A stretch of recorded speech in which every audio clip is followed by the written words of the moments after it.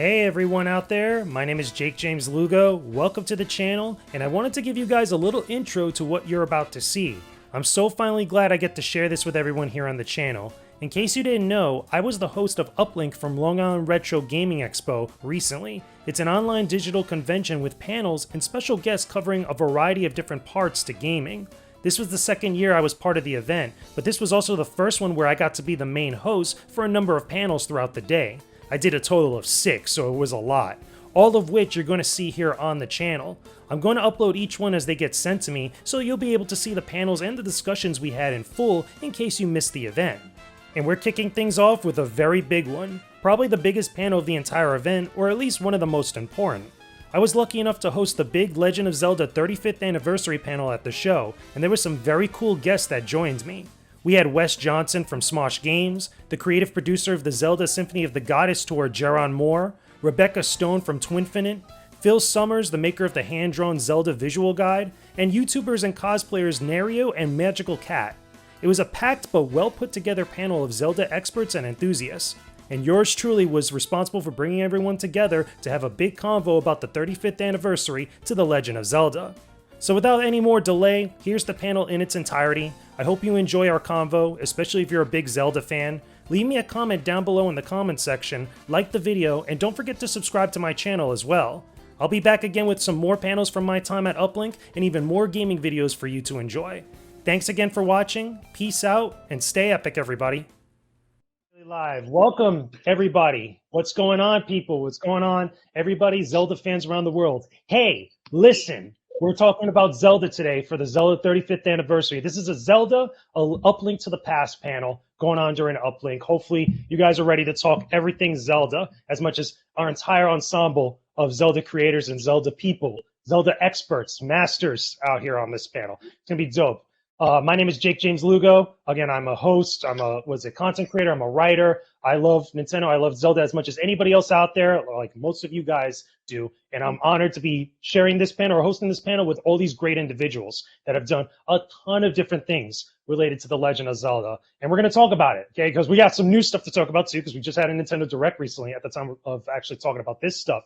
But we got a whole legacy of 35 years of this franchise, one of the best and most epic gaming franchises on the planet, coming from the big N, big Nintendo. So let me run through some of our awesome guests, because we have a lot here, so bear with me. You know, we're going to try to get through everybody, because I know some of you are big fans of some of these people. So let's start off first, creative producer of the Global World Tour for the iconic Zelda score. Again, music is his jam. Let's say hello to Jeron Moore. Jeron, what's good? Can you hear me okay? Hey, yeah, thank you for having me. It's awesome to meet you. Again, you love Zelda music, so like you're the go-to for this panel when it comes to all things Zelda music. It's going to be dope. I live and breathe So, it, man. that's what I'm talking about. Yes. So next up, we have Rebecca Stone, known as Forrest Minish. Okay. She's the co-host of the Nintendo Shack podcast. She's a staff writer for Twinfinite. She knows The Legend of Zelda like the back of her hand. And again, she loves Nintendo as well. So Rebecca, what's going on? Can you hear me okay? I can. Thank you so much for inviting me as well. You can tell I absolutely love The Legend of Zelda.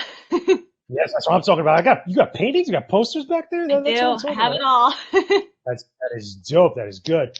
Next up, we got Phil Sommers, author, artist of the critically acclaimed hand-drawn game guides book series. Again, loves Zelda, painstakingly dedicated years to creating the Legend of Zelda strategy guide that has become really beloved by many people that love the franchise. So what is going on, Phil? Hi, thanks for having me. Good to be here. I'm excited to talk some Zelda with everybody, and yeah. Yeah. Let's go. Yeah. Feels ready. So next up, we have Zelda Tuber, who, again, loves the series, done a lot of content with it, consistently brings thought-provoking and honest discussions to the table for anybody that's curious about the franchise that's either played it for years or brand new to it. Say hello to Nayru, or Nayru, again, I hope I'm pronouncing it right, but Nayru, what is good? Thank you. It's Nayru, and that is far better of a honorifics than I deserve. Thank you for having me here. We're trying to pick you up. Okay, you're amongst the elite now. You're amongst the masters now, which is cool. Well, so, thank you. It's awesome. So next up, also we have MagicalCat. Again, does a lot of MagicalCat does a lot of different stuff. Again, was it a whole bunch of cosplays, depicting Princess Zelda and Princess Hilda. Again, just awesome, phenomenal stuff, awesome, phenomenal shots, and a lot of work that goes into her stuff. So, Kat, what's going on? How you doing? I'm doing fine. Thank you so much for having me here. You have no idea how honored I feel to be here because I never thought I was going to be here one day.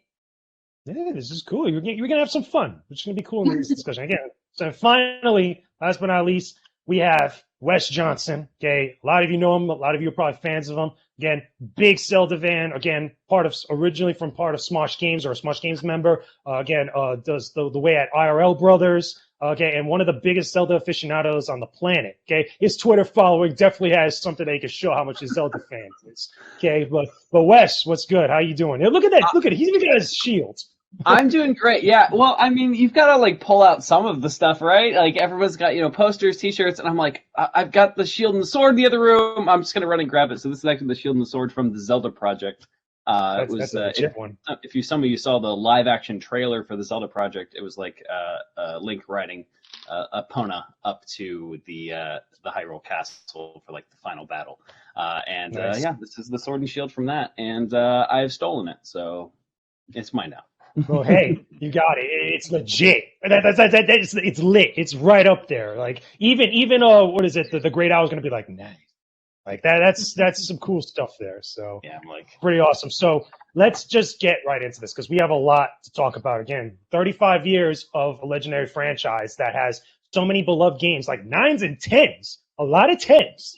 That's something to be said for a gaming series. A lot of other gaming series don't get that. I mean, a lot of people, again, across generations have played this series across multiple different Nintendo consoles, from the NES back in 1984, 1985, all the way through up to now with the Nintendo Switch, with the latest entry being, Link's Awakening, the remake, as well as also Breath of the Wild, and a new Breath of the Wild sequel over the horizon. I mean, there's a lot of Zelda out there. There's a lot of Zelda games. So I want to direct this to the entire panel. We're going to kind of go clockwise. I'll call off, for everybody to comment on. We'll kind of go in reverse this time. I want to know, okay, so talk to me.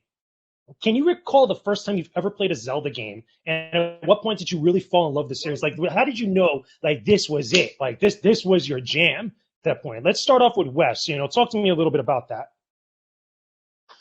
All right. So I first played Legend of Zelda on the original Nintendo. And I didn't know what I was doing at all, but I fell in love with this. Like, I think I was 3 or 4 at the time. And, just running through the dungeons and stuff, I didn't exactly know what I was doing, but I fell in love with like the little character, like running through the castle, finding everything. It was just, I had a blast with it. And as I got older, figuring out more of the puzzles and things became a love of mine. And to this day, I still love solving puzzles. And it's one of the things that like bleeds into like Dungeons and Dragons when I DM. It's like I love putting puzzles in front of my players, even if they don't understand it. I'm like, when they figure it out, it's going to be great. So all of that stemmed from Legend of Zelda for me. That's awesome. Now, for me personally, like my first game that I really got deep into, because I played Zelda games at various times, but I never really sat down and like fully played through. The first one for me was Ocarina of Time on Nintendo 64. That was the game that really got me deep into the series. Even though prior to that, I had played Zelda NES, I played Link to the Past, and dabbled in a little bit of other Zelda games over the years. But that was the first one I can remember. Was like, okay, I really want to get into this, and I had a blast. Enjoying the lore, enjoying the N64 graphics, just having fun with it, and then branching off into Majora's Mask and all the other Zelda games afterwards. Rebecca, talk to me a little bit about your first Zelda experience. What was the game that really did it for you? I had a very similar experience to Wes, but mine was with A Link to the Past. I was given a hand-me-down Super Nintendo and a bunch of games from an older cousin, and I was about the same age. I must have been about 3 or 4 years old, so I really couldn't do it completely myself yet. In fact, I didn't even know how to read yet, but playing it with my dad was my first experience. He would play the game, and I would kind of follow along and start doing it myself a little bit more. I would eventually be able to escape Hyrule Castle by myself. Eventually, I got a little bit older. I was able to play the dungeons by myself, moved on to Ocarina of Time, and that was kind of my first experience with it. Nice. That's awesome. Nayru, talk to me. Your first Zelda experience. So my actual first Zelda experience was with A Link to the Past, but it was very fleeting. My cousin had a Super Nintendo, so once in a while when I went to his house, he would be kind enough to let his little cousin play on it. and check A Link to the Past out. And it always intrigued me, but I never got to play enough to really get invested. And then one Christmas, we got a used secondhand N64. And one of the games included was Ocarina of Time. And I don't even think I touched any of the other games it came with for probably 2 or 3 months. I just obsessively played Ocarina of Time over and over again. And it took me years to actually get to the point where I could beat the game. But yeah, it consumed my life for much of my early childhood. I would go outside, and we lived in a forest, so I would pretend that I was in Kokiri Forest, and I'd run around looking for Skull Kids. So Ocarina of Time is what did it for me. That's awesome. That's great pretend time or just play time like that as a young kid, especially when you got forest around you. You can just live out your experience from the game. That sounds dope. Cat, Magical Cat, talk to me about your first Zelda experience. And this might be interesting because I think you might be the youngest out of all of us here. So I'm curious to know where it was for you. It actually started when I was starting in middle school, and I discovered it through the media. And that year I was getting into anime and pop culture stuff. So I remember I was looking through YouTube, and I saw this cosplay remix, Zelda cosplay remix video, and I was like so blown away by the amount of people in there. Like I fell in love with how people looked in there and how they were expressing their love for this franchise through their cosplay. And I'm like, wow, I want to be like that. So I started doing my research, and I remember that I went an entire year being completely obsessed with Zelda and without even playing Zelda. And if it wasn't for the next year, my friend lent me Majora's Mask, and I remember playing that game, and it took me like 5 months to complete it because I was so lost. But my very first game was Majora's Mask, and I had so much fun, even though it took me like 5 months. Yeah, Majora's Mask is a dark game. A lot of people love that game for a variety of different reasons. It does a lot of little changes up for the formula of the Zelda series. So, Phil, talk to me now. This one is another one that's interesting because I'm expecting start off with like first NES Zelda something because of your guides and stuff. So, talk to me. What was your first Zelda experience? Yeah, well, you're absolutely right. So I didn't know what a Nintendo was, but my brother had come home with one for his birthday. I was probably about in kindergarten. So we had Super Mario Brothers that came with it, but I remember he borrowed a couple of games from his buddy, and there was this gold game, and I just thought, wow, I really just like the look of this thing. I like the look of the whole thing, right? But that cartridge in particular really, it stood out. It's a big gold cartridge, it's awesome. So they popped it in, and I don't know, it just clicks immediately, right? There's that music, and it's just the whole thing. At that age, I played games. We had a Coleco and an Atari, but nothing like, they were very like passive. It was like passive entertainment for me, right? And it was kind of at that moment where it was just like, no, this stuff's awesome. Like this, I want to keep playing this kind of stuff. So we never actually owned the original Zelda. I didn't buy that till a little bit later, but it was one of those things where I would, if a friend had it, I would try and borrow it, or if I went to the video store, I would try and rent it. I love just reading about it in Nintendo Power. The Mario Super Show had the Zelda cartoons, so you had the cereal, so it was like you were kind of trying to live Zelda however you could at that point. And it always just stuck, and it never really went away with me. Once the Super Nintendo happened, of course, I moved on to A Link to the Past, and then Ocarina of Time was the first one I could buy with my own money, and once that happened, now I just buy every one that comes out. Yeah, and so there it is. But yeah, so that's where it started with me, the original.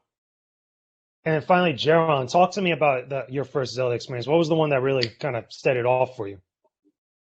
Well, I think I'm probably the oldest one in this group, so it does date back to the original for me as well. I was probably 7 or 8. The NES had come out, and Zelda wasn't my first game, but I had gone up to visit my cousin Thomas in Oklahoma City for Christmas, and he had gotten the game, and he was set up. His NES was set up in his parents' room, my aunt and uncle's room, and we got on the floor and had our controllers, and he was like, "Dude, you have to check this out. This game is awesome. Look at this cartridge," did the whole routine and blew in it and stuck it in, and it was a ritual. And then he was like, you play for a while. I've already gotten all the pieces of the Triforce. I have all the weapons, like got everything. Just go ham, have fun, and let me know what you think. So he went off into the other room, and I'm just playing it, having a good time. Like he had already gotten to Ganon,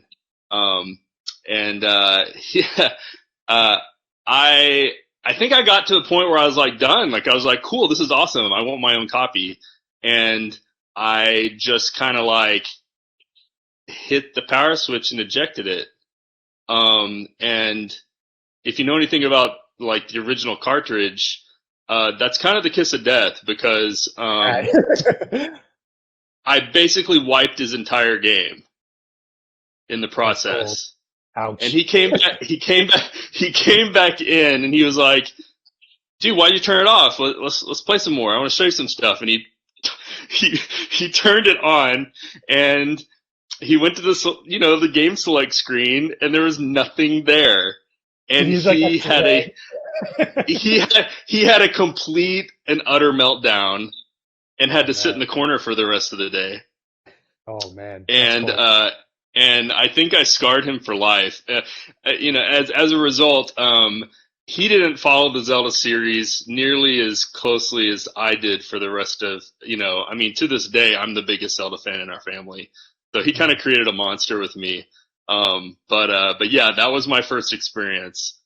That's cool. I mean, it's not cool for him, but I mean, it's a heck of a story. I mean, I'd be feeling a certain type of way after that about you. It's one of those things that's like, But it's interesting that you bring that up and stuff, because now I'm going to jump through between pockets of us here, groups of you guys, because I want to start talking about various different topics related to Zelda and within your own professional careers and your lives.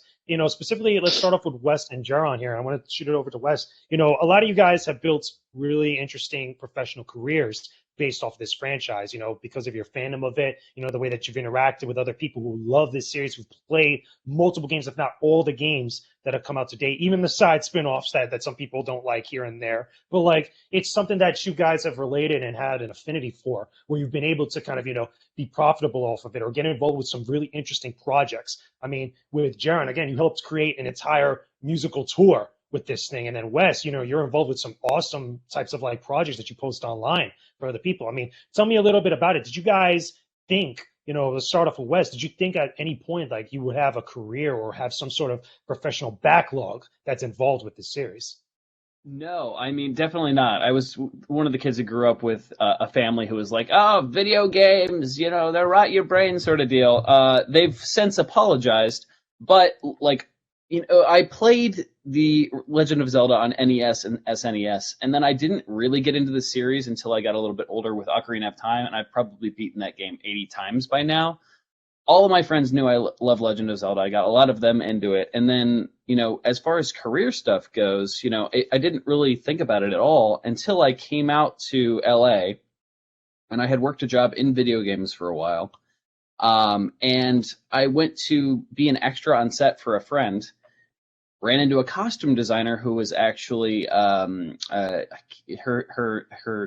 thing is Firefly Path now, her Instagram and her handle, and she was like, "Oh, you like costumes and Legend of Zelda? I should introduce you to somebody." And that's when she introduced me to Sarah from the Zelda Project, and was like, "Hey, we have this thing. I would like you to be our link." And I'm like, "Oh my God, yes!" And she was like, "Have you ever played a Zelda game before?" And I'm like, Oh, yes, absolutely. And like, she grilled me. She did like a 20 questions on Ocarina of Time specifically. It's like, has this guy actually played, or is he just saying this to do the photo shoot? I'm like, no, I love Zelda. So it's impacted me. It's given me some of my best friends in the world, as well as got me really into cosplay. So I'm like very thankful for that, because I love cosplay. I love Legend of Zelda. And yeah, it's just given me a ton of really awesome friends and built an awesome community around it. That's awesome. So, what about you, Jeron? Because I think out of everybody here, you're the one that's not as much visual when it comes to the stuff that you created with, with Zelda or with relation to Zelda. Because again, you're more music, like that's your jam. like that. Other people, everybody else here is either, with cosplay, with like, visual material, visual media and stuff like that. But tell me a little bit about, did you ever think like you'd be really big into this with your professional career? Well, so with Symphony of the Goddesses, that was, and with the 25th anniversary symphony, which I also produced, we had a visual component to that. We had a large screen suspended above the orchestra, and we essentially I worked with Nintendo to direct and capture all that footage, and I edited it all myself into a narrative that synced up with the orchestra as it played through different pieces and told stories that way. So very much a visual component to that, and my background's in film and TV, so that was definitely leveraged some of what I love about that. But yeah, early on, certainly had no idea that I would have the opportunity to be involved with the franchise in the way that I got to be. It was kind of a pipe dream.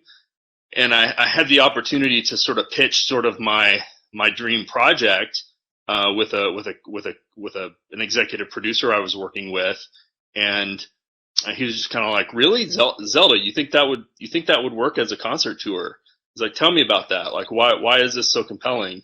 And I'm like, "Of course it will work. Like, people will love this." I would go see it.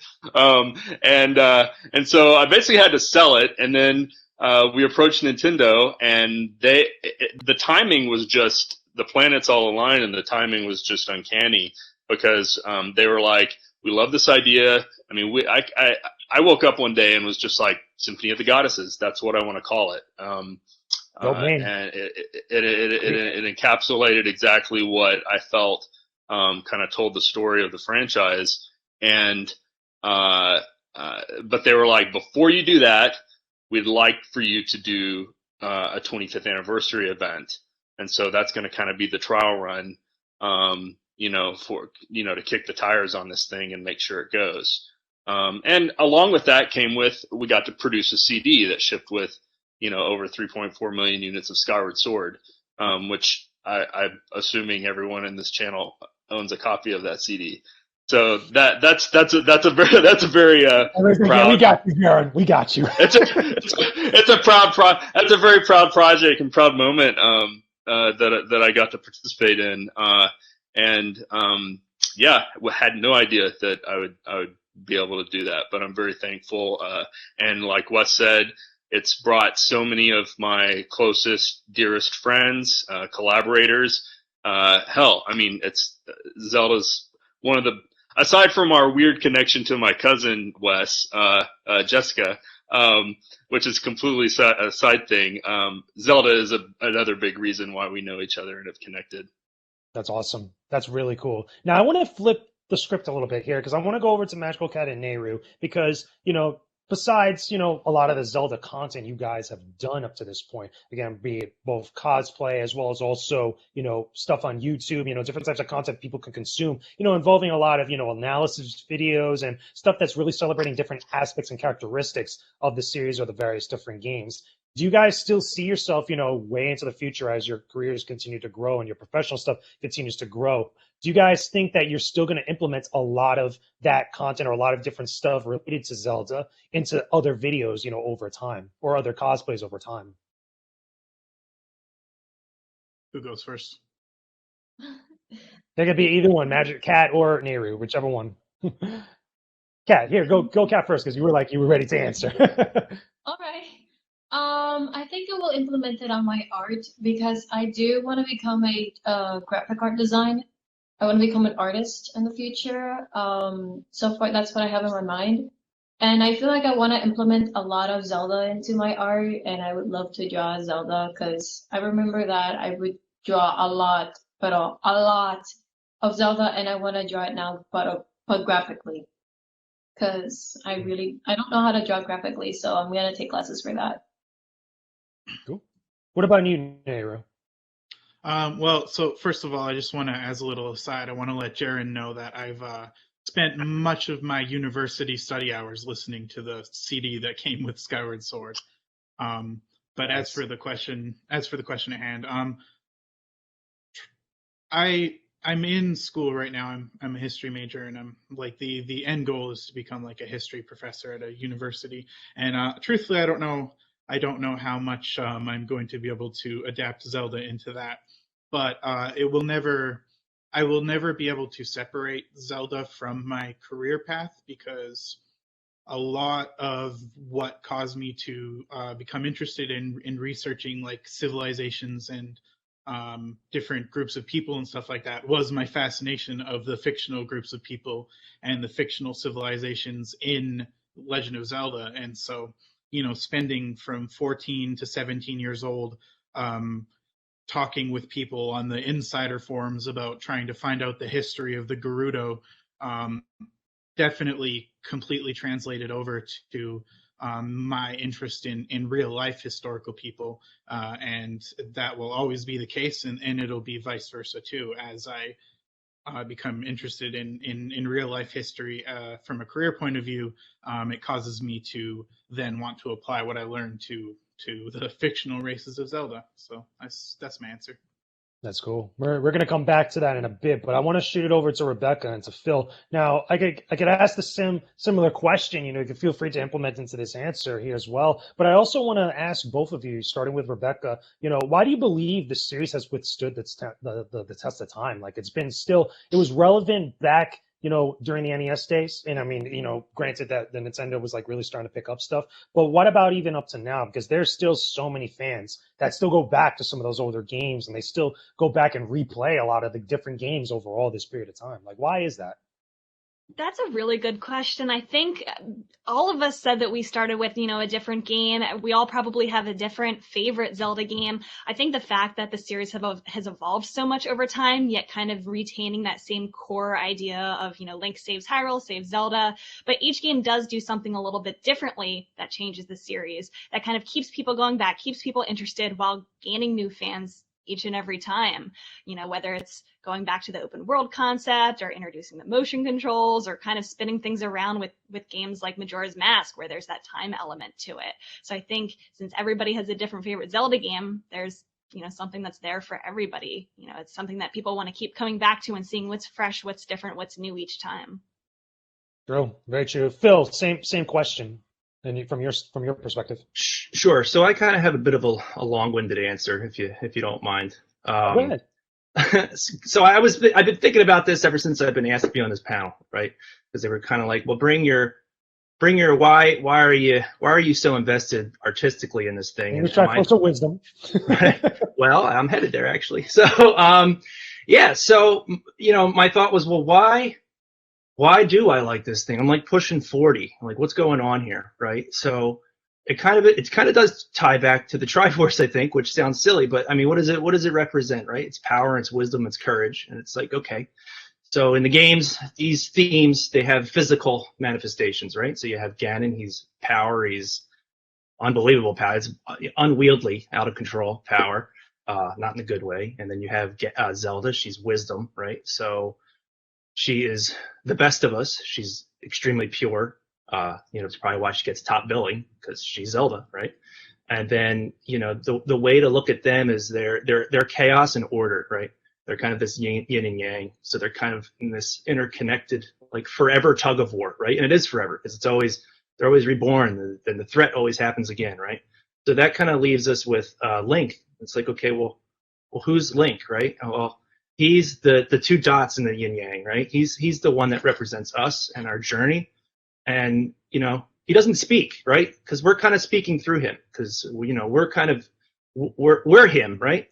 So he's important because he's kind of the one that's capable of growth, right? So he voluntarily puts himself into danger and chaos, and it's not so much really to save the day, but kind of just to become something like greater than what he is, right? So Link he's self-improvement. So, as I'm getting older, I think about my meaning. Like, well, why, what am I doing? Like, why am I sitting here making this book on this 35-year-old game, right? It's like, okay, that's cool, it's nice. Some people that are just outside the sphere, they probably think it's weird.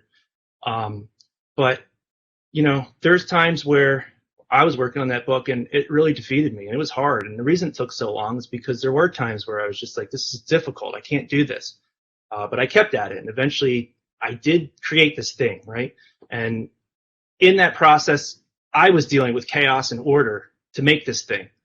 And I think a lot of people on this panel, they can kind of relate to that, right? We've all created something that had hardships that we saw through to the end, and it kind of put us through the ringer. And even if you're not a Zelda fan and you're just kind of watching this panel, well, and maybe you're not creative, but maybe during this quarantine you gutted a bathroom and you replaced everything yourself, or you're just training to be like the best athlete you could be, right? So it's becoming this the best that you can of yourself, right? So tying it back to Zelda, I think the reason it kind of wins these fans generation after generation, and I'm seeing it all the time, right? I saw it with my nephews, and now I see it with my daughter. She's completely into Breath of the Wild. She's been playing it for 3 years straight, right? I think it's like these deep-rooted themes that we don't even really think about, but they come out in us into this way where I don't. It's just hard to kind of even put into words, right? But they speak to us, right? And these themes are just like super deep. They're built into us. They're kind of the human condition. They inspire us to be better and to think bigger, and they kind of put us on our own path. So, I mean, I think that's why I do this. I think that's why everybody else does this, because it just hits you in a way that you really you can't put into words, right? So that's the best answer I have for that. I think that's a good thing to say and a good thing to think about, because that's a perfect segue into what I want to dive into next, because I feel like there's a lot of parallels with some of the central themes and the attractive aspects of the Zelda series, or just Zelda as a game franchise and IP in general, that you would see to other big franchises in various forms of media, including Lord of the Rings, the Middle Earth stuff, sure, as well as also Star Wars. You could even say the same thing about Harry Potter to an extent. There's a lot of similar characteristics between all these different worlds and universes that people just love, and they've loved through for many years. I mean, let's dive into some of the Zelda lore and just the story in general. I think that what's interesting about Zelda, especially starting off with the NES Zelda, is that a lot of the lore and story was kind of there in its like Genesis form, but it didn't become as deep as like in depth as what it would eventually become. But there was still a lot of stuff there that people could latch onto and try to kind of grow off from there. In the very same vein that you saw with Star Wars, with Lord of the Rings or The Hobbit, Middle Earth, etc. I mean, let's start off first. Let me go over to Nayru, because your namesake comes from the goddess of wisdom in Zelda. I mean, that's a deep cut for some people like that, and I think it's a cool one like that, and you have a lot of affinity for the lore and for a lot of the background stuff, outside of just the gameplay when it comes to the Zelda series. I mean, tell me a little bit about that. What about the lore that's like so resonates with you so much?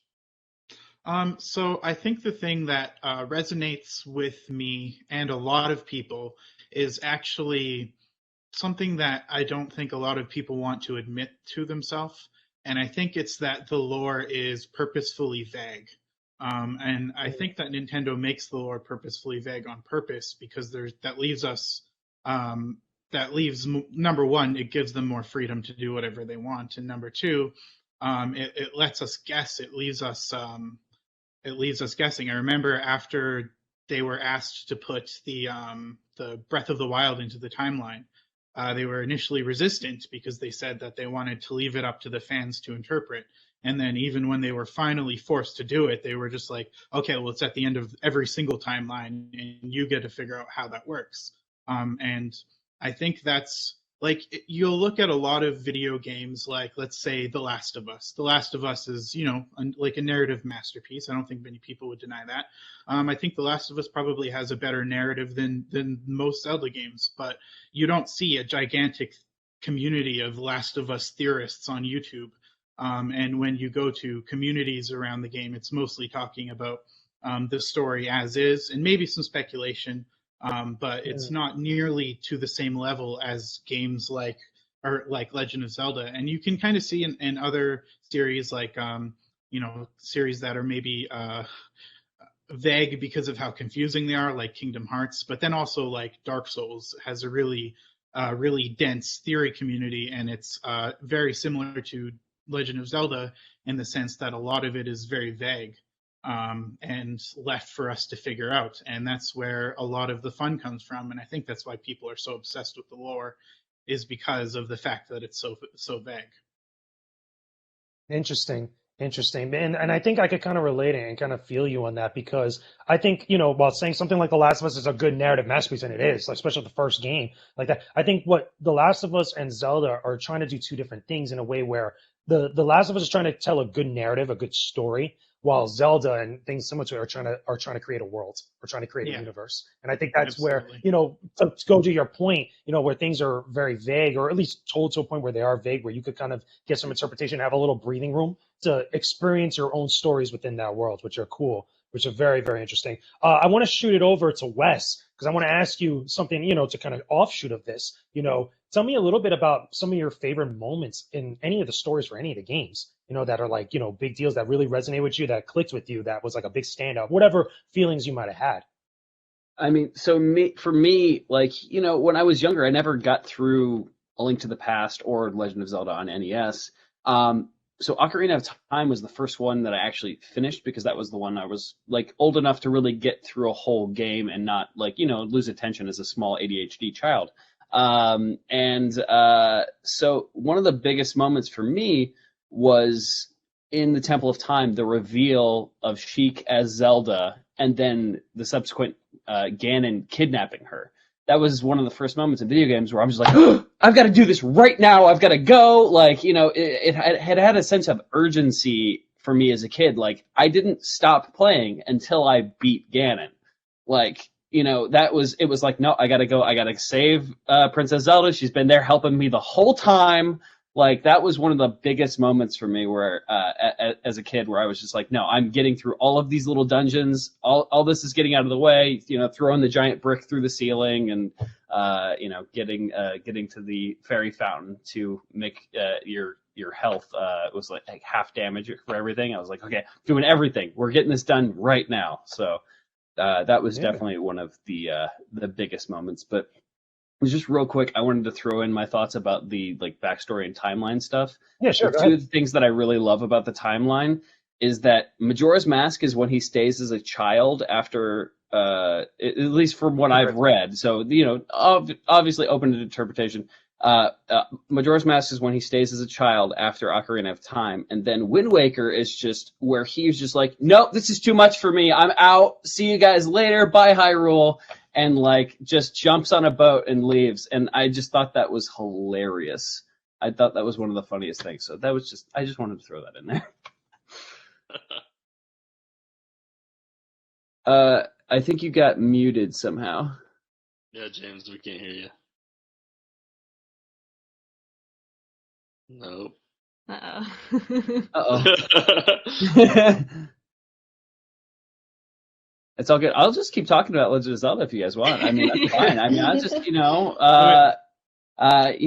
so one of the first cosplay shoots I did was a Fire Temple shoot, and I was in somebody else's costume and wearing boots that were a size and a half too small for me, jumping around rocks and climbing stuff, because Legend of Zelda, why not? And I just remember I was so tired after the first day. All of them went out in Vegas and went to like a casino and stuff. And I'm just like, I'm just gonna hang out here. And the second the door closed when they left, I was out for like 12 hours straight. But it was still one of the best times I've ever had. Those are some sick pictures.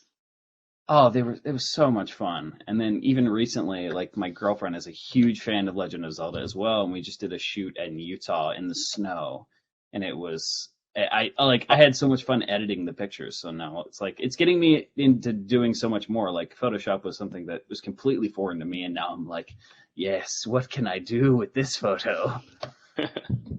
So, you know, and There, can you hear me now? Is that better? yeah. You're good. Okay, there we go. I don't know, bugged out on me. No, I was gonna say I was gonna shoot the same question over to Jeron. You know, similar thing. You know, whatever moment that really stuck out with you from any of the games in the series. You know, in a similar way to Wes had his experience. You know, anything that was really like a big standout moment for you. Oh man, you know, for It's a me, tough I question. think, well, you know, I guess I'll just go with what immediately comes to mind. So the original Zelda and Adventure of Link, which I mean, that's a whole other conversation. That's A great conversation. uh-oh, Yeah, you're good. You're good. sorry. Can you guys hear me? You're good. I'm Okay, sorry. sorry. I interrupted. Well, It was my we're all fault. good. Problem with having an iPhone and a Mac. No. Problem with having an iPhone and a Mac connected to each other. A telemarketer called and like took my screen away. No, we're talking Zelda. I know, stop it. So you know, the original Zelda and Adventure of Link, I felt kind of like prepared me. You know, like those aren't my favorite Zelda games. I think my absolute two favorite Zelda games are Link to the Past and Twilight Princess, and then I mean Wind Waker and Breath of the Wild come in there too. But my all-time favorite that I kind of felt prepared for, like this was the arrival of Zelda for me, in its ultimate form, was A Link to the Past. I felt like Nintendo had been building up to that. Like they finally had the technology, you know, with the Super NES to achieve and fully realize the world of Hyrule the way they originally wanted to. They were able to flesh out characters. There was certainly a lot more writing involved, a lot more exploration. The puzzles had a lot more depth.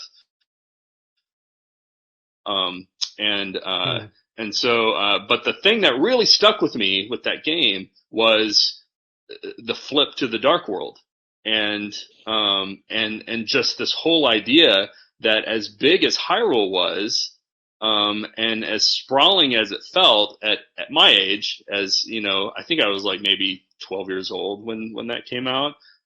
As big as that and colorful as that felt, you know, realizing that there was this whole other version of that entire map to explore that was just flipped upside down, and that just blew my mind.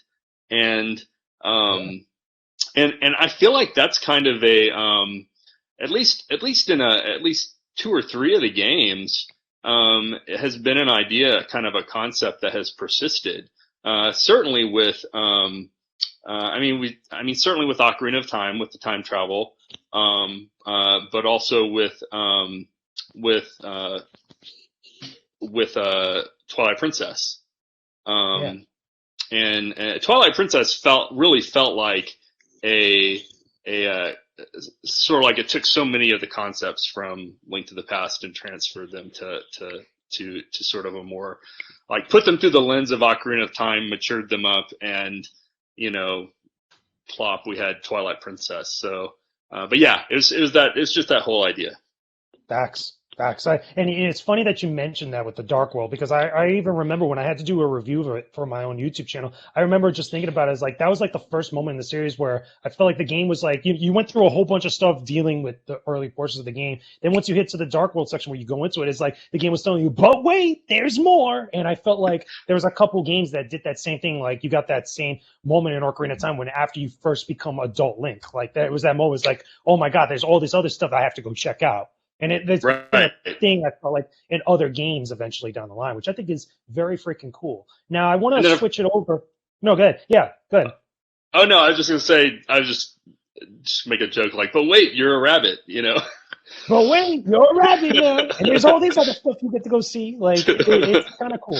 It's fun like that because it's like, again, the series' central theme, I think, from the very get-go was exploration, was adventure. You know, going to the mysterious sections for you. Even Miyamoto, again, we all know that he talked about it. He's like, listen, the concept for Zelda came from me from exploring my nearby woods or my nearby caves or like areas around me when I was a kid. Mm-hmm. And everybody can relate to that because it might not be the same for everybody else, but like that sense of adventure, that sense of like venturing off into the unknown, which is pretty freaking dope. And that you see that in a lot of storytelling, especially sci-fi, especially fantasy, a lot of pop culture, popcorn movie flicks. There's a whole bunch of stuff that we all have that same central characteristic to it. But I want to switch it over a little bit to Rebecca again.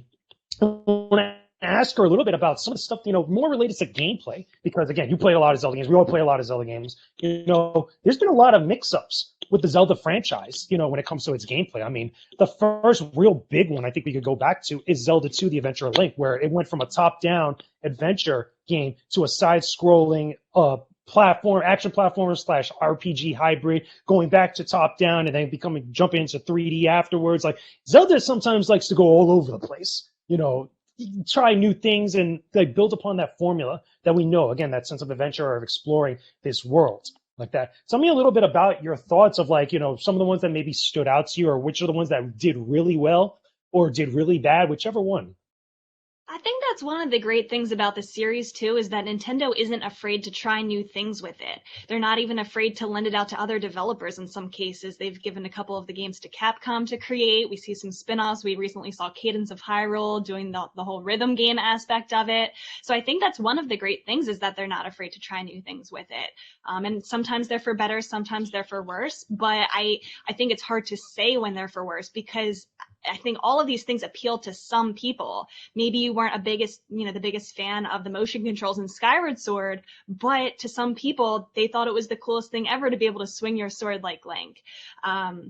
Exactly. The touch controls on the DS game, they had never been able to do that before. And sure, that was a different way, and maybe not everybody clicked with it, but it allowed for brand new puzzles that have never been done before. Just so many different, kinds of mechanics that they're introducing, like in A Link Between Worlds, able to taking that different take on the Dark World that A Link to the Past introduced, but you get to merge with the wall and create new puzzles in that sense. So I think because they're not afraid to try these new things, it creates these new fresh experiences every time, and each game builds upon that, I think, to keep getting better new ideas. And I think it just kind of keeps that interest in the series and makes a different favorite Zelda game for everybody. And to kind of, sorry to interject, but just to kind of acknowledge that's just a very Nintendo thing. Always innovating, always trying to bring something fresh to whatever game they've got going on, whether it be a Mario game or a Zelda game, or they even tried it with Star Fox Zero. But yeah. And I think you're right, like with the new consoles, maybe they put a twist on Wind Waker, for example, when they were able to use the gamepad on the Wii U to use the map a little bit better. You're right, they're always innovating and finding new ways, and I think it makes the series better for that. And you're right, not just Zelda, but everything. Uh-oh, Jake, I think you're muted again. Yeah, definitely some of the innovations I love. I love motion controls for aiming the bow and arrow, because the N64 joystick was not exactly the kindest most of the time. Going back to some of those older games, I feel like we're so spoiled now with the motion aiming. Oh yeah, it's fantastic. The first time I played Twilight Princess, I was Wiimote and nunchuck, and I'm like, oh, shield bash, and I can. Okay, this is great. I love all of this. I feel like I'm, obviously mini form, but actually sword and shielding stuff. And I was just like, yay. And the good news with that, if it didn't click with you, maybe that mechanic didn't quite fit with you. The next Zelda game, you think there's going to be some kind of new mechanic or new kind of gameplay that you can look forward to that maybe they haven't tried yet that you might like even better. Yeah, absolutely. And that's one of the things I really love about it, is that they're constantly switching it up, and that's how they're also building an audience as well. It's getting more people into the franchise, which I always love, because going to a convention and, dressed up as Link, or even just wearing a Link t-shirt, you get people like, I love Legend of Zelda 2, and you have a whole conversation about that. And, there's a lot of like fandoms out there, but I've never really met too many people that are like, you can't be a Legend of Zelda fan because X. They're just like, I love Legend of Zelda too, which has always been great. I had a couple people that was like, hey, you're too tall. Back in, Jake. But I think it works. Yeah. Yeah, can you hear me now? It's all good? Yeah. Okay, yeah. No, I had the best segue too. I was on point too. But what I was going to say next is that I was going to come out and say is that it's interesting that you bring that up, because it tells something about the pedigree of the series, of Zelda in general as a franchise, where even the stuff that doesn't do as good as other aspects that get introduced into it as each subsequent game comes out, that it's still something that a lot of people like or a lot of people enjoy in some way. Like, again, I still say that Zelda 2 on NES is probably one of the more underrated Zelda games, where like a lot of people don't like it because of its, jumping from top down to like side scrolling platformer, at least similar to like all the platformers of the era. And this thing also goes like Skyward Sword with the motion controls. And the same thing also even with Four Swords. I love multiplayer Zelda. I think multiplayer Zelda at Four Swords, I think it's an awesome idea. And I would love, they tried to do it with Triforce Heroes, the idea of the Triforce where there's the three of you working together, but just that idea where you're going through a puzzle or a certain section or area and exploring with friends, I think that's something that's fun. And again, it's just something that's like brand new, might have not worked out to the highest echelon like other Zelda games did, but it's still good. Where people was like, there's a high pedigree of like quality there, which I think is pretty freaking awesome. I think it's pretty dope. I want to ask Phil something similar. Is like, again, like, tell me a little bit about, some of the games that have stood out to you. Again, as someone that's had this wide scope of like practically every Zelda game, at this point. Yeah. I mean, what is the gameplay elements that really kind of like, really resonate with you? So, I mean, kind of going to Rebecca's point, I like how they all have a little something different, right? Like, it's almost hard to pick a favorite. And then some people have their favorites just because of some one specific element maybe in this game, that they really liked, whether, maybe they really loved the motion control in Skyward Sword. Maybe they just thought that was awesome. I actually did think it was awesome.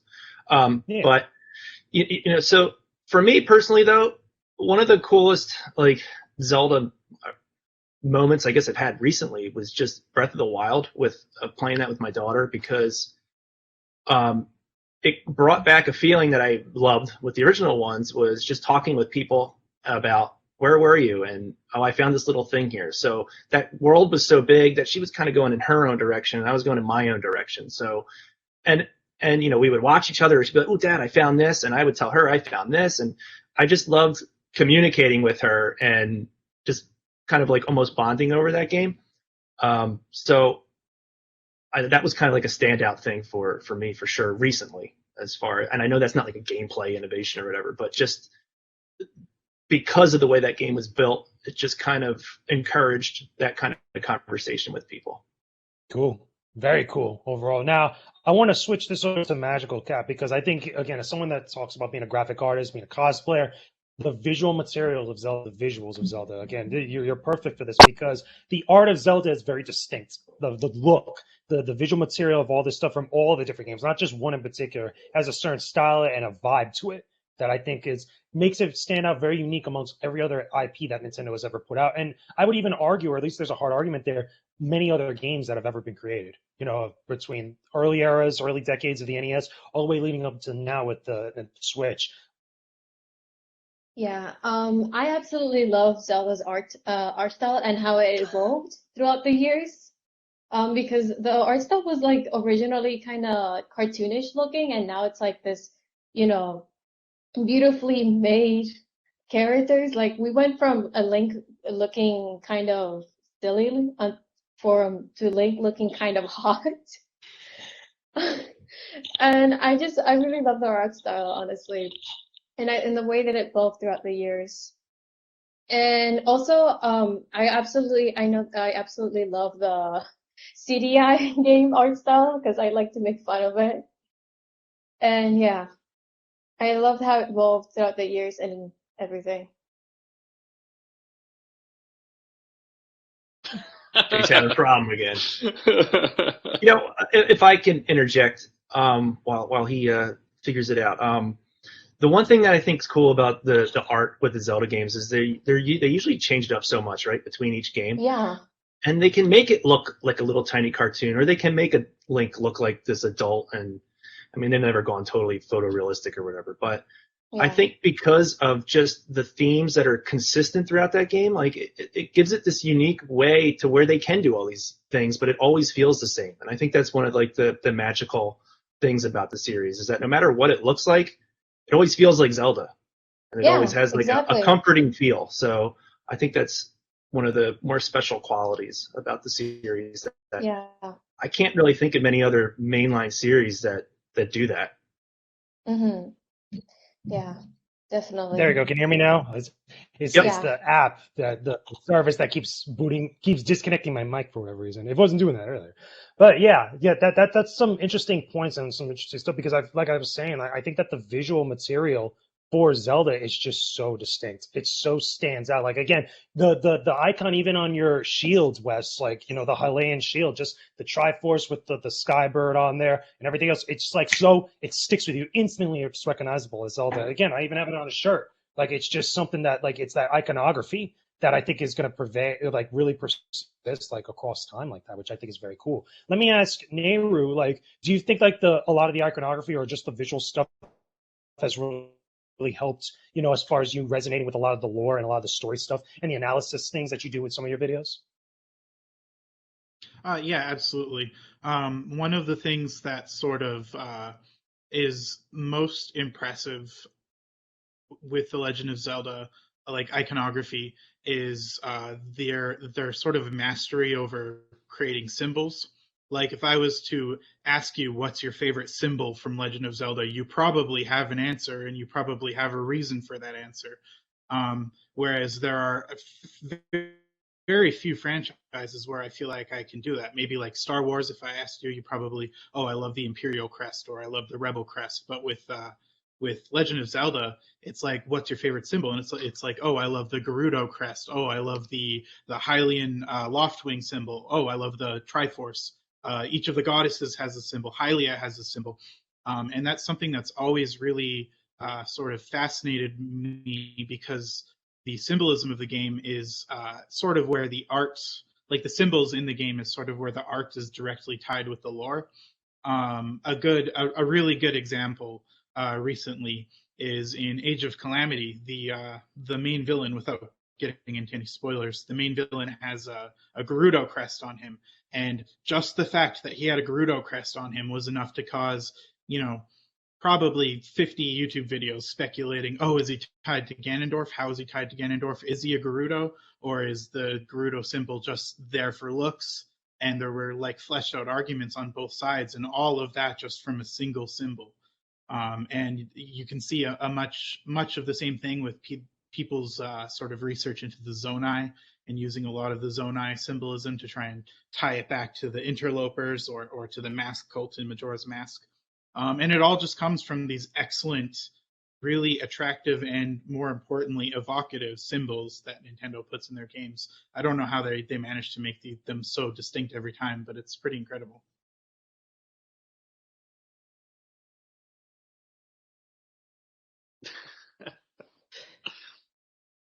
Awesome again. Yeah. Man. Yeah, I went on mute for a second. Jeron, I just wanted to say to you as well, I really enjoyed those concerts. I did the 25th anniversary one. There we go. There we go. Can you guys hear me okay? Yeah. Okay, yeah, sorry about that. Yeah, again, it's just that because we've been going for a while and like everything else, troubleshooting and stuff. But yeah, it's again, I really think that a lot of this stuff is just something that's just super, super. Again, it resonates with us in just a way that I feel like it's. I don't think that even Nintendo really, like, at one point even realized just how much these stories and these types of games are really going to connect with people. Like, in a sense where, like, I think that they really wanted to make a high-quality game, but I think they were really not expecting just how much it would impact people in such a severe way, which is one of the things that I want to lead into kind of, like, winding things down for our panel. I want to ask the entire group. I'm going to go clockwise, from each of us. I'm going to start off with Jeron. Tell me about the most important thing in your life that you take out of your experience playing through Zelda. It could be any of the games, it could be the franchise in general, like the most important aspect or thing that has stuck with you for it. Oh God.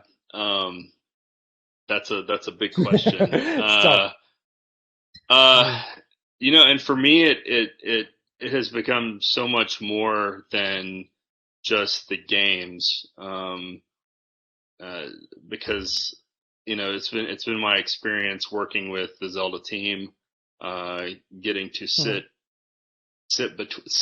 in a theater between Eiji Aonuma and Koji Kondo as they watch me put the finishing touches on video that's going to be playing the night after during a rehearsal.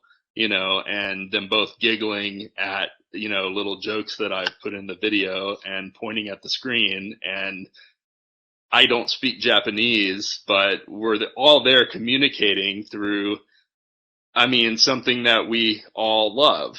And I think that that's probably my biggest takeaway, is just how, and again, it's very Nintendo, and it goes back to kind of what Phil was saying with his, the experience that he had with his daughter. And I wanted to interject there because I really connect with that. And that is connection. And that all goes back to Link. Link's our connection to the game. He's the game's connection to the player. And I think that Zelda is just it's become such a connection for all of us to each other. And for me, having the opportunity to do those concerts was such a massive opportunity and a honor and a joy to be able to bring so many people together and celebrate with each other and kind of just bask in this warm glow of something that we all love. And it's just I don't know, I get very nostalgic about it, and I long to bring those moments back to people, because I think there's still a lot left to explore. And so definitely fingers crossed, hope we can do that someday.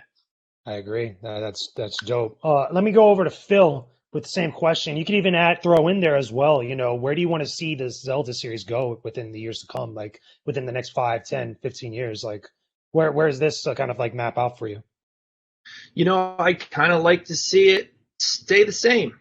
I think that's been kind of one of the tricks to it this whole time, right? Is and I don't mean exactly the same, but I think that's why it connects with everybody, right? Because of just going back to my answer earlier, it just has these reoccurring themes that always resonate with people. And someone mentioned earlier, they're not sure if Nintendo intended this to happen. I don't think they probably did either, but I think maybe somewhere along the way they caught on and they were like, well, this is why we're doing these things. And Super Mario Brothers kind of mirrors that as well, right? It's usually always Bowser takes the princess, Mario goes saves them, and it's like, well, it's a very simple thing, but it always resonates, and the two of those franchises together they're just like these dominant franchises that don't age because of how simple they are, because they don't get lost in the weeds, right? So you could take something like Metroid, which I love. I absolutely love Metroid, but because it has this ongoing story over the past 35 years. It's kind of a mess, right? Like nobody knows what's good. If you never played Metroid before and you just jumped into one of the later ones, you would be like, what is going on? I don't know what's going on. So because it's just such a long thing, right? So I think that's what's made them so enduring. Because then, the new Metroid comes out and it's like, it'll do well and people will buy it, but I just think it's so lost in itself that it can never be what those two are, right? So I think the way forward with Zelda is to just kind of continue the trend, because it's proven to work for 35 years. Absolutely. Yeah, interesting. So I'm going to shoot it off the same thing over to Rebecca. Again, same thing. Where do you want to see it go in years from now? What is the one thing that has stood out with you in your life, or at least stuck out to you the most with Zelda? The thing that did stick out, I want to start off with, I really resonated with what Jeron was talking about, and I actually did go to the 25th anniversary concert. Amazing experience. I loved it so much. When I was there, actually, I was in high school when I went to it, and I ran into one of my classmates who I had no idea that he loved The Legend of Zelda. He had no idea that I loved The Legend of Zelda. And so I think just realizing how much, community aspect there is around the series and how it brings people together. We were talking about that before the panel went live, just what this series does to connect people and bring people together, I think is a huge aspect of it.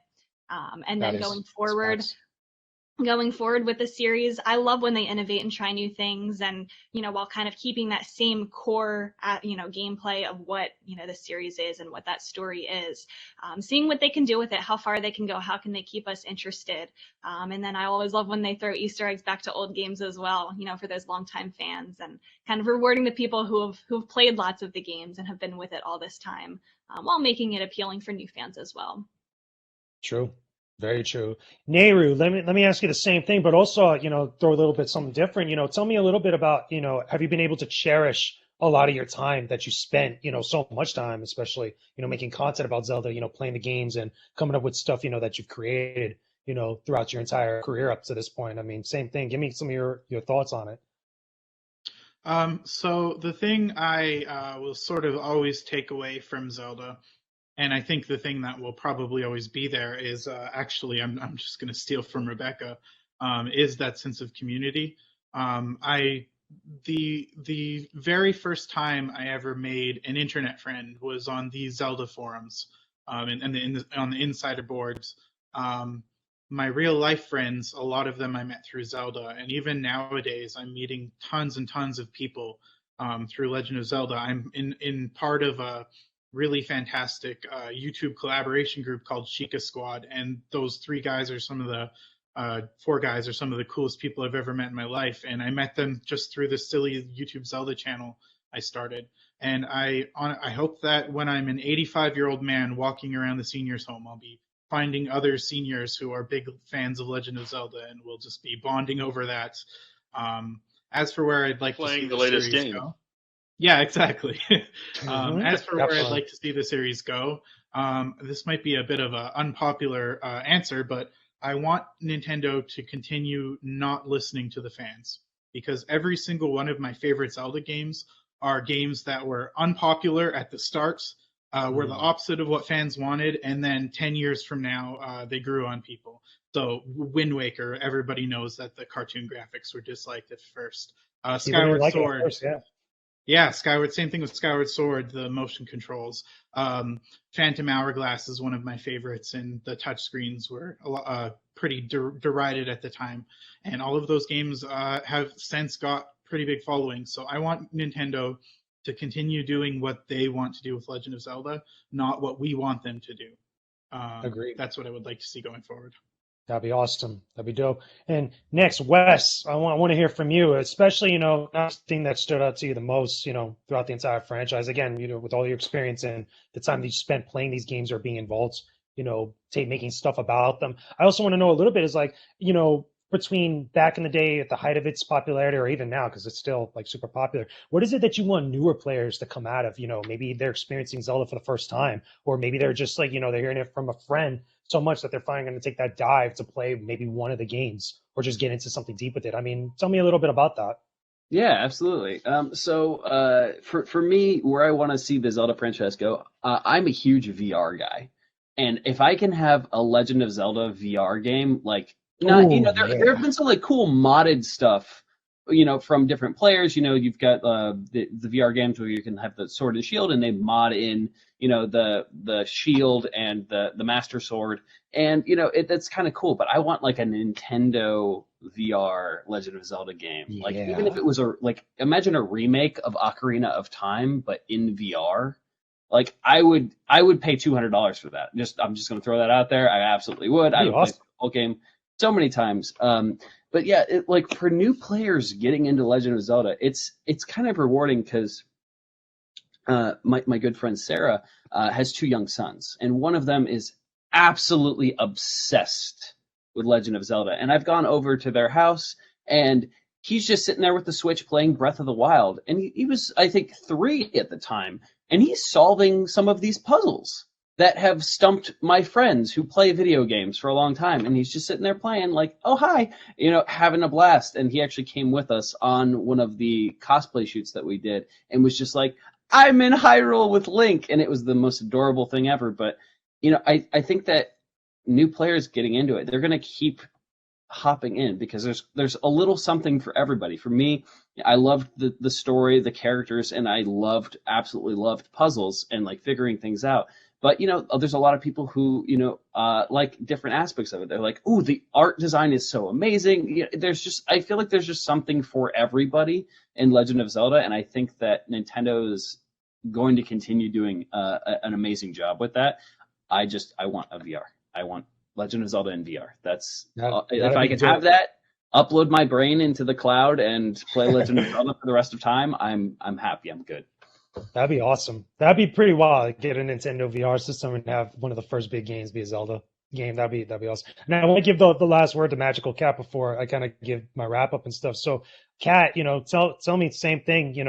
One of the biggest standouts for you, or where from years from now, where do you want to see Zelda go from this point? Now that you've again experienced the franchise a lot. Now after 35 years, where does it go from here?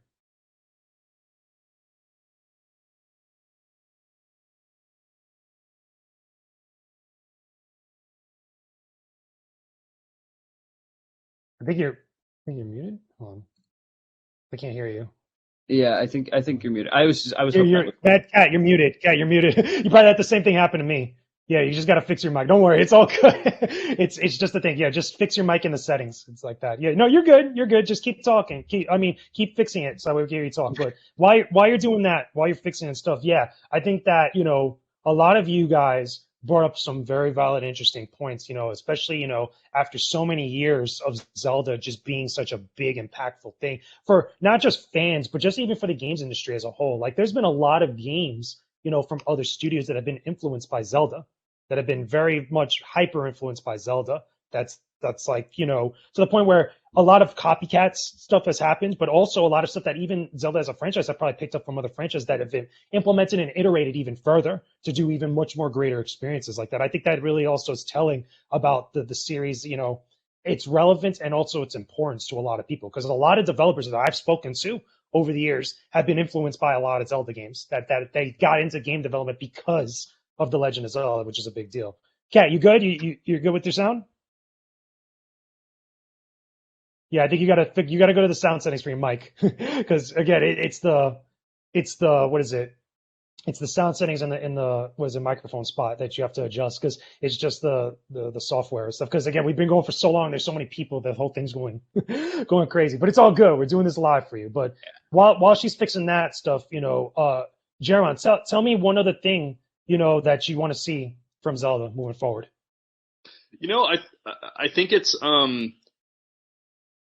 I think it's it was a really interesting move for Nintendo to. Can you hear me? Yeah, now we hear hear you. We got her. Okay. Okay, cool. Thank God. Okay, no, you're good. You're good. So yeah, let's get nervous. your last word in. Same thing I was asking. Wait, give me a sec. No, we hear you. You're good. Okay. You're straight. I'll let Kat go first. Yeah. Wait. Yeah, you good? Yeah, I'm good. I'm just trying to. I hate this. I have to use my phone because I don't know, because I can't use my iPad and it sucks. No, it's okay. It's all right. Okay, all right. there we go. There we go. Thank But you. yeah, like, biggest standout moment for you. Where do you want to see Zelda go from here? Honestly, I want Zelda to stay the same, but Zelda is going to change eventually in a couple of years. It's going to change the art style, the gameplay. I don't know that yet, but for now, I would love to stay the same because it just the whole concept of Zelda is just amazing, and I want people like who haven't experienced Zelda yet to experience Zelda and what was the other question? That where do you want to see, or what was the biggest standout to you? From all your experience. Like, what was the one moment that really stuck with you? And the one moment that stuck with me was in A Link Between Worlds, and I feel like A Link Between Worlds is one of the most underrated games. And I feel like Hilda is one of the most underrated characters. I absolutely love her character and how she went from this person like helping Link, like everyone thought that she was helping Link and helping him throughout the journey. But plot twist, it turns out that she was only using Link in order to get the Triforce. And plot twist, Yuga was only using Hilda to get the Triforce. And I absolutely was blown away by that plot twist because I was not expecting that. And I usually do my research before playing Zelda games, but I didn't do any research for like Between Worlds. I just straight up went in there blindly, and that just blew my mind away. And I was like, whoa, this is amazing. And I'm like, wow, the potential that Yuga could have had conquering both Hyrule and Lorule. Like, it's amazing. And the fact that I still believe to this day that Yuga was the only villain to have two pieces of the Triforce, because usually Ganon has the Triforce of power and somewhat the wisdom, when capturing Zelda. But Yuga had, a mixture of Hilda, Zelda, and Ganon into one. And I was like, wow, this is crazy. This is so scary and yet amazing. And I absolutely love Hilda. And I remember that my English teacher a couple of years ago, she was talking about how Thanos was the color purple, and she was talking about the color purple means that someone's trying to do something bad but with good intentions.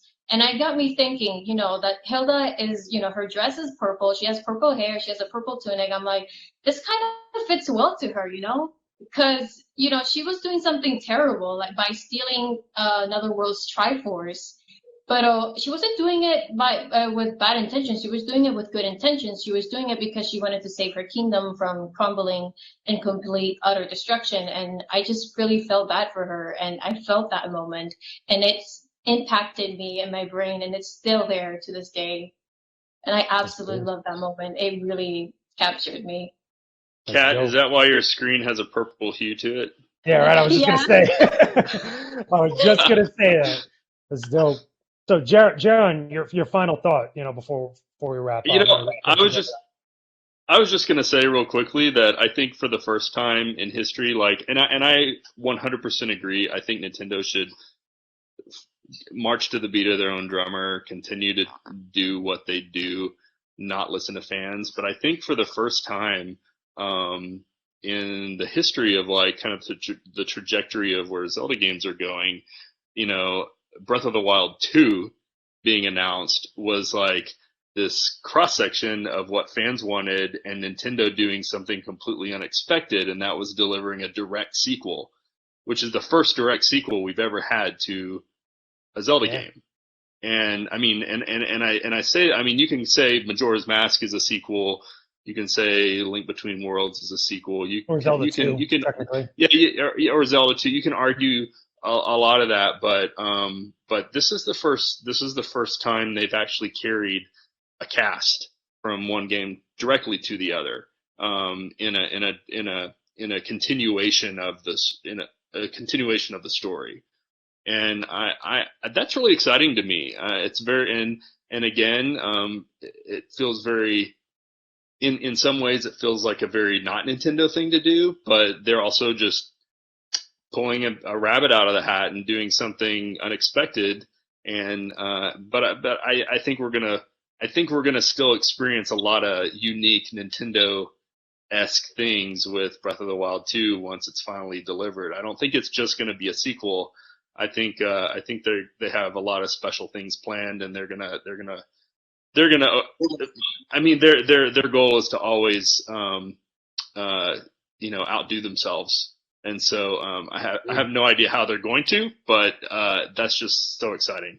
The good way to sum it all up is that they got this. They know what they're doing. So we're going to be wowed, and it's going to be interesting. I think it's going to be exciting because we don't know what's up. That's the most exciting part about it. So we'll know soon enough. But either way, hopefully all of you watching this had enjoyed our panel. Our Zelda 35 years of straight up Zelda. I want to thank all of our guests, all our panelists here, for joining me on this awesome conversation. Y'all are all dope. You all are legendary. You're masters. You're phenomenal. A lot of great stuff. A lot of great conversation through obstacles and all, troubleshooting and all. We still persevere, which is great. So it went phenomenal. But give us all your feedback on social media. I want to go through really quickly through the panel to let everybody know, where everybody can be found and stuff. Let's start off with Jeron. Where can everybody find you?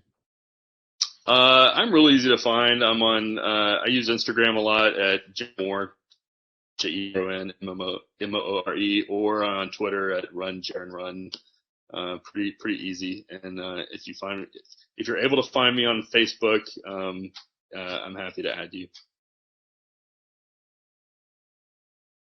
Oh no. Oh my gosh. Lost him again. I had a Oh. small feeling, and I feel like that's my fault now for just even having the thought that it's cut out. Jinx it. Wes, this is all your fault. I know. I'm so sorry. Well, let's go. I'll do me real quick, I guess. Hi guys, I'm Wes Johnson. Wes at Wes_IRL on all of the platforms except YouTube, which is youtube.com/IRL Bros. I run a D&D campaign on my Twitch, so if you want to come and join and you like rolling some dice, by all means. So yeah, who wants to be up next? Rebecca, go for it, because you're next to him on my scring. Oh, You're okay. you're I'm next on to the Wes. opposite side for. Oh, all right. Okay, I'll go. There we go. So- Can you hear me? Yes. Can you hear me now? Okay, Yes. there we go. Yeah. Go to Rebecca next, because I was going to go through classy with everybody, but go to Rebecca. Perfect. Yes. So you can find the best place to find me is on Twitter. I'm at Forest Minish, Forest like woods, Minish like the Minish cap. I am mostly on Twitter. I write for Twinfinite. I'm a staff writer, twinfinite.net. I'm the co-host of the Nintendo Shack podcast as part of the PSVG network. And I also stream on Twitch, also at Forest Minish. I've been doing Zelda stuff on my stream all month long, and we're capping it off tomorrow with a giant event starting at noon Eastern tomorrow. If you want to check out on Twitch, I'm doing Zelda trivia. So if you think you know the most about The Legend of Zelda, come prove it in trivia. Gonna be hype. That's what I'm talking about. Phil, where can everybody find you out right now? You can find me at Hey Phil Sommers on Twitter and Instagram, and Awesome. yep, yeah. And I'll be working on. You'll be finding me working on the Metroid book. That's my next little project. So. Nice. That sounds fun. Magical Cat, where can everybody find you right now? Where are you at on socials? I'm sorry. You can find me on Instagram, magical_cat. Awesome. So, And then Nayru, where are you at? So I'm on YouTube. My YouTube channel is just called Nayru. Look for that little fella right there as the icon, because there's a couple Nayrus. You'll find me. We have a video coming out on Monday where we do some real life history and talk about the canceled Twilight Princess sequels. So that should be a pretty good video. And you can find my Twitter on my YouTube. Awesome. That's dope. So yeah. Oh wait, can you guys hear me again? Am I good? Good. Yeah. You're good. Okay, You're yeah, good. okay. I want to make sure. Okay, so yeah, and you guys can find me on YouTube, youtube.com/GamersWithGains channel, on Twitter at JakeJamesLugo, on Instagram at JakeJamesLugo. Hopefully I stay connected to all of you great people. We continue talking about Zelda stuff or just game stuff at some point, and you all that are watching this connect with all these phenomenal individuals. So thank you so much for tuning into our panel. Hopefully you guys are still checking out the rest of Uplink, and we will talk to all of you again very soon. Thank you. Thank Thanks, you. guys. Bye-bye. Thanks for having me. Thanks so much for checking out this video, everybody. I really appreciate your time and your support. Make sure you guys subscribe to the channel when you can. Don't forget to leave me a like on this video and comment down below. And also, don't forget to check out my Patreon page. I got a lot of great content that I know you're going to love. There's links down below in the description box. I hope you guys have a chill day. Peace out and stay epic, everybody. Cat.